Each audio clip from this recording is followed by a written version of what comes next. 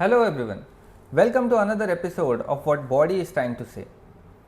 As you all know, in this series we try to explain what body is trying to say, what body wants us to tell via these different symptoms. Before starting this video, I would like all of you to take a moment and like this video, share this video and do not forget to subscribe. It helps a lot. थोड़ा lung के anatomy के बारे में जानते हैं. As you all know, there are two lungs situated in our chest cavity. Okay, the trachea bifurcates into two bronchi, then further bifurcates into primary bronchiole, secondary, tertiary, and ultimately the functional unit of the lungs. The functional unit of the lung is the smallest unit known as alveoli. It is nothing but an air sac जहाँ पे actual exchange of gases takes place. और हमारे lungs में करीब करीब 300 से 400 million alveolas है. Together they constitute a surface area of 80 to 100 meter square for this gaseous exchange. Abhi, in simple words, if I ask you what is the single most important function of the lung is, then what will you answer? The most simplest form of answer is कि body ने सांस ले सके और सांस बाहर छोड़ सके. This is the simplest answer and the most right answer to what the function of the lung is. Now all of us know that without air we cannot survive. Okay, we can live without food and water for a certain period of time, but without air none of us will be able to survive more than 3 minutes, except maybe Tom Cruise. Now I want all of you to do an experiment with me, right? Imagine you suddenly wake up one morning and you are not able to breathe, right? The reasons can be multiple for this. Okay, you might be suffering from bronchial asthma because of constriction of bronchioles, you cannot breathe. You might be a TB patient, you might be a pneumonia patient or an alveolar adenocarcinoma. The reasons are multiple, but the main matter of the fact is that you wake up, you want to breathe and you cannot breathe, right? You are underwater, you want to breathe but you cannot breathe. What is the first emotion that should come in your mind when you face such kind of situation? Fear, right? Dar, fear of death, fear of dying. That is the first and foremost emotion that will occur in anyone's mind, and that emotion is the basis or is the cause, is the root cause of all of the lung diseases, right? You take up any lung diseases and fear, you will find that fear is sitting on the bottom of all of those diseases, right? Now I am talking about fear in every sense, right?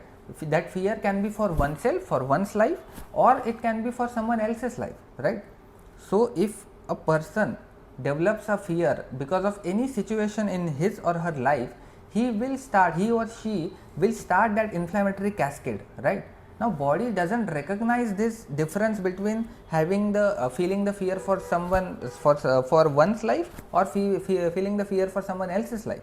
It will start the same inflammatory cascade if it is not stopped in that person's mind within time. Now I would like all of your attention here. Now as you can see, there are different structures of lungs that you can see. Okay, so whenever lung alveoli or brainstem controlled by brainstem, whenever lungs alveoli are affected, the conflict or the cause is kind of a death fright, like fear of death. The person has experienced some kind of a fear of death, right?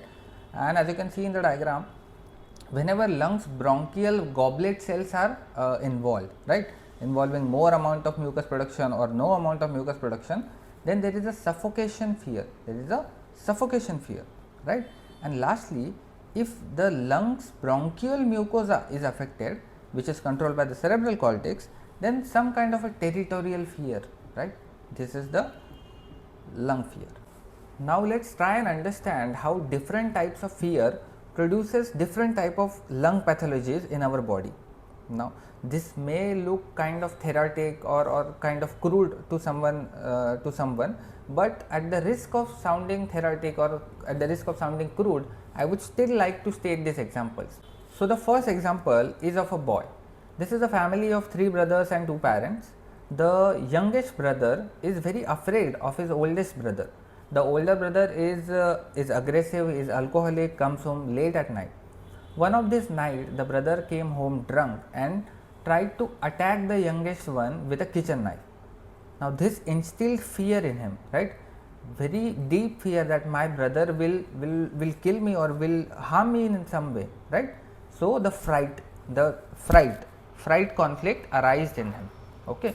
Now after when the brother moved away for some work, the healing began, right? The conflict got resolved in the real life, but in his mind he is still fearful. So the body decided to continue the process and he developed an open tuberculosis of lung. Because of the fear of contagion, he was moved away from the family, and this triggered another conflict in his mind. That is a topic of another discussion. Because of his parents kind of abandoning him, in his mind they abandoned him, they shoved him away, right? So he started gaining weight, right? Whenever some person feels unloved or feels abandoned, he or she starts to gain weight, right? That is body's way of loving oneself, right? If nobody will love me, I will love myself. I will accumulate the food in all the areas of the body. Whenever I need them, I can access them. That is body's language, right?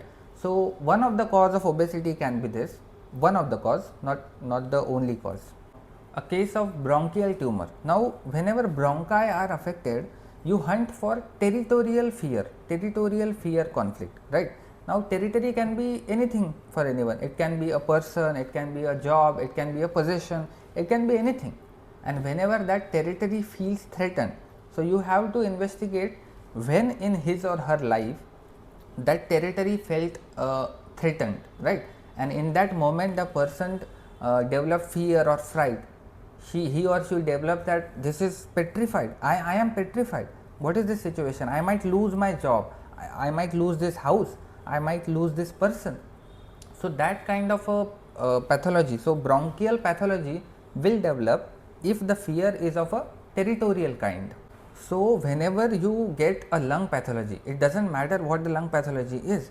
Lungs are involved, right? It can be cystic fibrosis. It might be pulmonary emphysema, it can be bronchiectasis, TB, pneumonia, it can be adenomas, it can be bronchial or alveolar, it can be anything, it can be COPD, it can be asthma. Now whenever you get a lung pathology in front of you, you have the patient in front of you, you have to know that the body is showing you fear. Body is telling you that I am afraid of something, and now you have to hunt. In your case taking, you have to find the root cause. You have to ask the patient, you have to investigate what was this fear in that patient's life. And if you get that and if you give remedy according to that, that will permanently stop this process, permanently stop this conflict, and body will no longer have to exhibit any kind of a lung pathology to show this fear, right? You have to give the medicines as well as you have to educate them, you have to make them understand that things are not like that. You don't have to be scared just because something has happened in your life a long time ago, right? So both counseling as well as the proper right simillimum is going to take patient out of that lung pathology. From today's lecture, if you have only understood that lung and fear, they are kind of related, right? Whenever a lung pathology is there, you have to think about a fear. That is enough for me, right? If you want to read more, there is so much more to read, right? Like right lung pathologies, left lung pathologies, what kind of reasons can be behind them, what will happen if the person is fearing for oneself, he will develop some kind of a pathology. If he has fear for someone else, he will develop another kind of pathology. This is very interesting to read.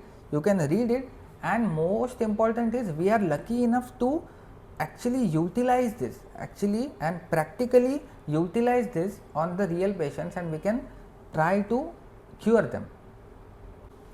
If you are seeing this part of the video, that means you have completed this video. So kudos to you and congratulations, and thank you also for listening carefully. If you want more of such videos, then you know what to do.